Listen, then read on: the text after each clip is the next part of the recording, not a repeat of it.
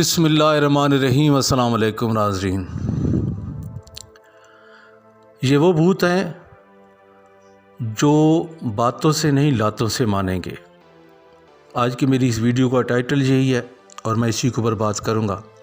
मेरे दोस्तों, मेरे पाकिस्तानियों, आज वजाहत आ चुकी है पाक आर्मी की तरफ से, DGISPR की तरफ से मेजर जनरल इफ्तिखार बाबर ने ये वजाहत दी है कि अभिनंदन को जो हमने वापस किया था वो पूरी सिविल मिलिट्री लीडरशिप के मशवरे से वापस किया गया था।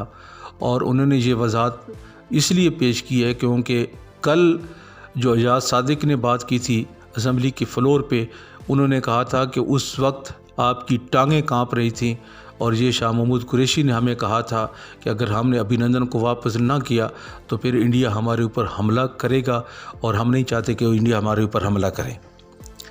इसी बात की वजाहत के लिए आज पाकिस्तान आर्मी के स्पोक पर्सन DGISPR जनाब जनरल इफ्तिखार बाबर साहब आए। उन्होंने मीडिया से बात की और उन्होंने वजाहत में ये कहा कि न तो हम डरते थे इंडिया से और ना ही हमें शिकस्त हुई थी उस वक्त, बल्कि हमने उनके 2 जहाज़ मार गिराए थे और उनका एक पायलट ज़िंदा हमने पकड़ लिया था अभिनंदन को, और फिर उसको हमने वापस किया। सिर्फ इसलिए वापस किया ताकि अमन को एक मौका और दिया जाए।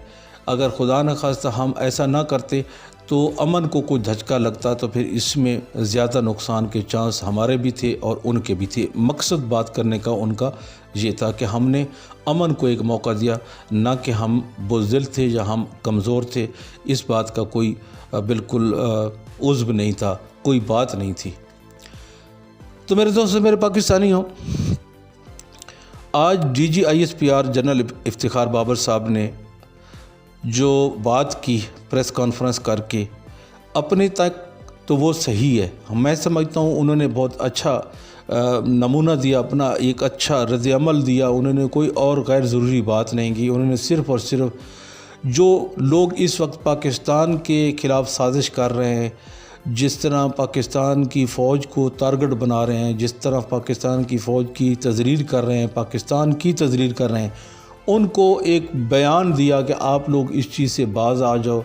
हम एक मुनज़्ज़म इदारा हैं, जो हमारे ख़िलाफ़ एक साजिश हो रही है कि फ़ौज के जवान और ऑफिसर में फ़ासले बढ़ाने की कोशिश की जा रही है। एक तो उन्होंने ये बात कही कि हमारे दरमियान एक जो सिलसिला है वो एक फ़ैमिली का सिलसिला है, हम एक फ़ैमिली की तरह हैं और ना हम फ़ौजी जवान एक दूसरे से दूर रह सकते हैं, बल्कि उन्होंने एक चेन का नाम बताया कि सिपाही से लेकर जनरल तक हम सब एक हैं और एक ही तरह की सोच रखते हैं पाकिस्तान के दिफा के लिए, और एक ही तरह से हम जीते हैं, मरते हैं, खाते हैं, पीते हैं, रहते हैं।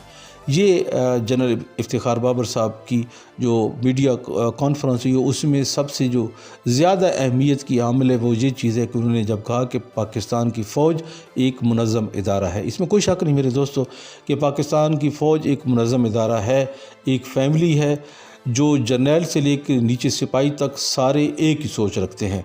आपने देखा होगा रद्दुल फसाद को, आप देख लें कि उसमें हमारे फ़ौजी जवान भी शहीद हुए हैं, फ़ौजी ऑफिसर भी शहीद हुए हैं, और इसी तरह आप देख सकते हैं पिछली जंगों में भी आप देख सकते हैं मेजर अजीज़ भट्टी को देख सकते हैं, कर्नल शेर खान को देख सकते हैं।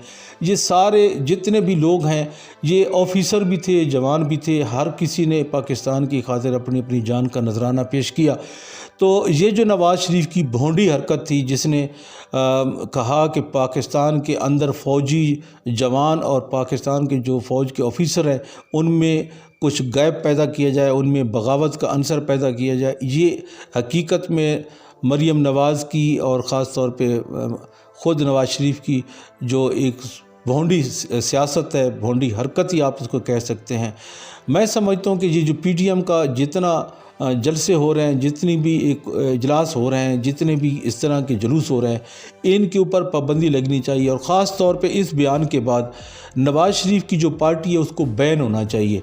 ठीक है, फ़ौज ने अपनी तरफ से क्लैरिफिकेशन दे दी है, वजाहत दे दी है, चलो ठीक है, एक जगह तक तो ये ठीक है, लेकिन जहाँ मैं कहता हूँ कि ये वो लातों के भूत हैं जो बातों से नहीं मानेंगे, इसलिए मैं कहता हूँ कि ये बातों वाले लोग नहीं हैं।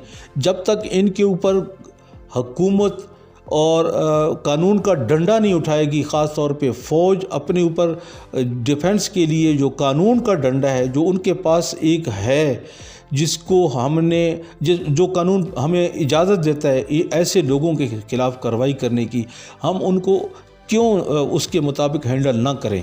میں کہتا ہوں کہ فوج کو وضاحت دینی بھی چاہیے تھی اور نہیں بھی دینی چاہیے تھی۔ نہیں اس لیے دینی چاہیے تھی چونکہ یہ جو سیاسی پارٹیاں ہیں، 11 سیاسی پارٹیاں، یہ چاہتی یہی ہیں کہ فوج کو ہم اس دنگل میں لا کے کھڑا کر دیں، انوالو کریں، سیاسی جو گندگی ہے، جو کیچڑ ہے، اس میں آ کے لا کے کھڑا کر دیں، اور پھر طرح طرح کی جو تنقید ہے وہ فوج پہ کریں۔ جیسے کہ آج بابر افتخار صاحب نے ایک پریس کانفرنس کر کے اپنی وضاحت پیش کی، اور آج جو میڈیا ٹاک ہوئی 8 سے لے کے 9 کے درمیان، وہ ساری کی ساری اسی بیان پہ ہوتی رہی۔ جس چینل کو بھی آپ کھولتے ہیں اسی کے اوپر بات ہو رہی ہے کہ فوج نے یہ بیان دیا، فوج نے یہ بیان دیا، فوج نے یہ بیان دیا۔ تو میں کہتا ہوں کہ یہ فوج نے وضاحت تو دے دی، لیکن اس سے بہتر کہیں یہ تھا کہ جن لوگوں نے اس طرح کی حرکت کی، سردار اعجاز صادق کی طرح، نواز شریف نے یا مریم نے یا فضل الرحمان نے یا نورانی نے، اویس نورانی نے، جس طرح کے یا ان لوگوں نے کام کیے ہیں، جیسے کہ اس نے محمود خان اچکزئی نے کہا ہے کہ ہمارے لیے کوئی یہ بارڈر جو ہے معنی نہیں رکھتی، ہم باڑ کو اکھاڑ پھینکیں گے۔ یعنی اس کا مقصد یہ تھا کہ یہ جو بارڈر ہے افغانستان اور پاکستان کے درمیان، یہ ہونی نہیں چاہیے، یعنی کہ وہ افغانستان کو زیادہ پریفر کر رہے تھے۔ تو بات یہ ہے کہ جب تک میرے دوستوں، میرے پاکستانیوں، ان کے خلاف قانون کا ڈنڈا نہیں استعمال ہوگا، تب تک یہ لوگ سمجھدار نہیں بنیں گے، تب تک ان کا جو سافٹ ویئر ہے وہ چینج نہیں ہوگا۔ اس لیے میں ریکویسٹ کرتا ہوں پاکستان آرمی سے اور پاکستان کی حکومت سے کہ آپ ان وضاحتوں کی بجائے قانون کا زیادہ استعمال کریں، اور قانون کے مطابق ان کی سرکوبی کریں، ان کو شکنجے میں لے کے آئیں، چونکہ آلریڈی قانون تو یہ توڑ چکے ہیں، پاکستان کا جو قانون ہے اس کو تو یہ توڑ چکے ہیں، تو پھر کس چیز کا ڈر ہے، کس چیز کی دیری ہے؟ اب کیا کرنا چاہتے ہیں آپ، کیا دیکھنا چاہتے ہیں؟ اتنے تک تو وہ جا چکے ہیں، اب وہ چھوٹے چھوٹے جو ان کے کارندے ہیں، طلال چودھری جیسے، وہ بھی میڈیا کے سامنے بیٹھ کے آ کر کہیں کہ ہم نے فوج کے بارے میں بات نہیں کی، بلکہ فوج کے چند کرداروں کے بارے میں ہم نے بات کی ہے۔ تو وہ چند کردار کون ہیں؟ چند کردار ہمارے اعلیٰ آفیسر ہی ہیں، فیض حمید جیسے لوگ ہیں، جنرل افتخار بابر جیسے لوگ ہیں، خود آرمی چیف جیسے لوگ ہیں۔ اگر یہ ممکن ہو تو یہ ایسا ہو سکتا ہے کہ ہم کہیں کہ جی جو نواز شریف ہے، جو مریم نواز ہے، اس کے خلاف ہو جائے طلال چودھری، یا اس کے خلاف ہو جائے خواجہ آصف ہو جائے، یا خواجہ سعد رفیق ہو جائے، یا خاقان عباسی ہو جائے؟ یہ ایسا ہو سکتا ہے؟ ایسا بالکل ہو ہی نہیں سکتا، ممکن نہیں ہے۔ جس طرح نون لیگ کے اندر یہ ممکن نہیں ہے کہ نواز شریف اور مریم کے خلاف یہ 4-5 لوگ اکٹھے جو اس کے خلاف بغاوت نہ کریں، اس طرح میرے دوستو فوج کے خلاف تو ہو سکتا ہی نہیں ہے، کیونکہ فوج ایک منظم ادارہ ہے، فوج میں ایک ڈسپلن ہے، ایک چین ہے، سپاہی سے لے کے جرنیل تک، تو یہ کیسے ممکن ہے؟ یہ ہو نہیں سکتا۔ اس لیے فوج کو چاہیے کہ ڈنڈا اٹھائے، اور جو بھی سر اٹھائے اس کو ادھر ہی قانون کے ڈنڈے سے اس کو مسلمان بنا دے، اور اس کا جو سافٹ ویئر ہے اس کو چینج کروائے۔ تو میرے دوستو، میرے پاکستانی، اس کے ساتھ میں اجازت چاہتا ہوں۔ اللہ حافظ۔